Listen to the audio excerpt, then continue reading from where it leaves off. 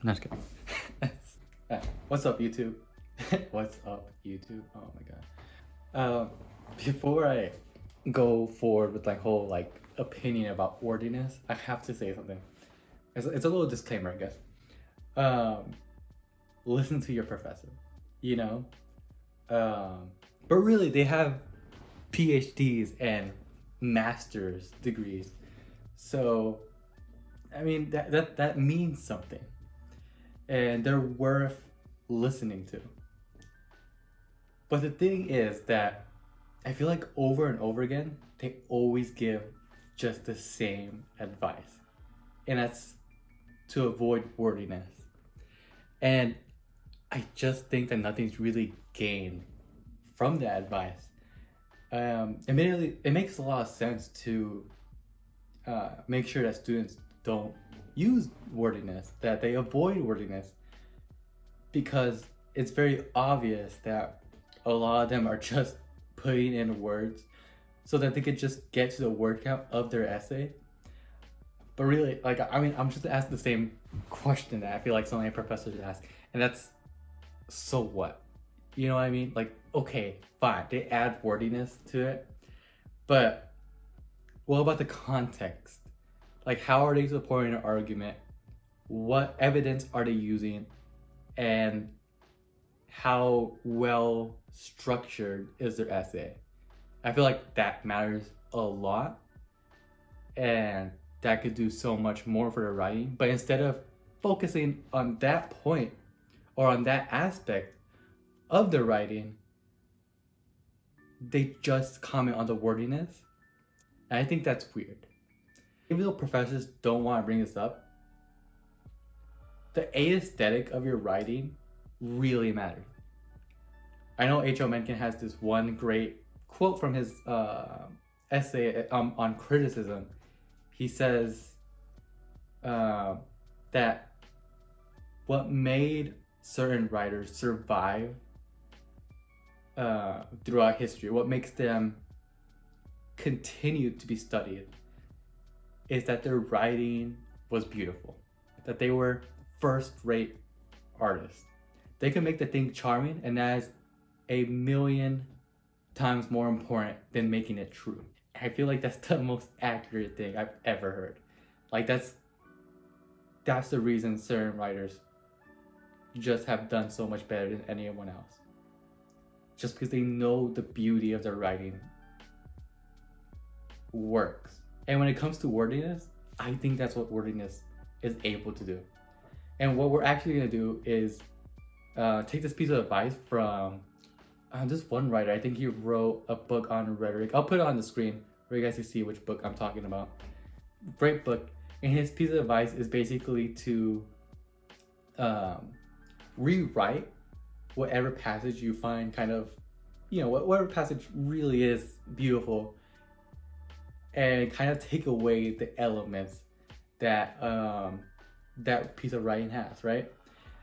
And by doing so, you'll be able to see whether or not, I think he said, if it gained or lost anything. And so what we'll do is we're gonna look at Charles Dickens. We're gonna look at his book, one of his novels, and we'll look at one of the passages that I really like. And what we're gonna do is that we're gonna look at the original one and the fixed one. And I think it'll be pretty obvious which one's better. You can see that I have them side by side, and the what was it called? And the word count, just by looking at it, is obviously different, right? The right side is clearly shorter, but what I would say is that it's not better. Like, when it says, which had been uttered with great coarseness and vulgarity of manner, that just sounds better than which had uttered coarsely and vulgarly. Like, yeah, it's shorter, the second one, and technically it does the same thing, but something about coarseness, vulgarity of manner, that sounds way better. I mean, fine, it took a few more words to write, but so what? That's my thing, right? And then let's look at the other highlight where it says, without the power to stammer forth a syllable. You could just write speechless. And that kind of rushes through the passage, right? That rushes through the emotion that she's feeling in the moment, and that ruins it.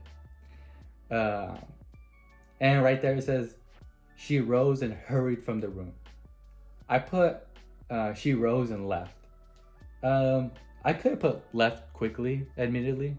But even then, that would still be shorter. And it's just not that good. It just doesn't sound the same. And then look at the sentence right after that one. It says, she restrained her tears by a great effort until she was alone and then gave them vent. Versus struggling, she restrained her tears until she was alone and cried. Fine. Again, it's shorter, it's more compact and everything. It's more efficient, really. But I think that's important, is that the original one just sounds better. You know, it's like when I read it, I have like a moment of appreciation of literature. It's like, you know what I mean? It just sounds so good. I think it's also important to include this example by James Baldwin. Because of course, we should be talking about essays. That's what your professors are mostly gonna talk about when they're discussing wordiness. I just wanted to include the Charles Dickens example because I think he's definitely a wordy writer, but no one really judges him for it. So I feel like I just had to include it. But in this example, you'll see a passage from James Baldwin. You'll see in the original version versus the fixed version that it's very obvious again that this fixed version is shorter, meaning that it's less wordy, but I still don't think that makes it automatically better. In the very first highlight, you'll notice that I removed 2 words specifically, and those are perfectly and only. And so what ends up happening is that, of course, it removes the wordiness of the text, but at the same time, it takes away the emphasis that he's trying to create. In this case, he's emphasizing how obvious his assertions are, and therefore how acceptable they are. And so when you remove those 2 words, the perfectly and only, yeah, you fix the wordiness, but again, you take something away from it, and I think that's worth noting. In the next highlighted portion, you can also see that the most important change occurs in the last sentence. Instead of writing what has once been a neighborhood turns it into a turf, has changed into the neighborhood turns into a turf. So what ends up happening is that you take away the emphasis that he's trying to apply.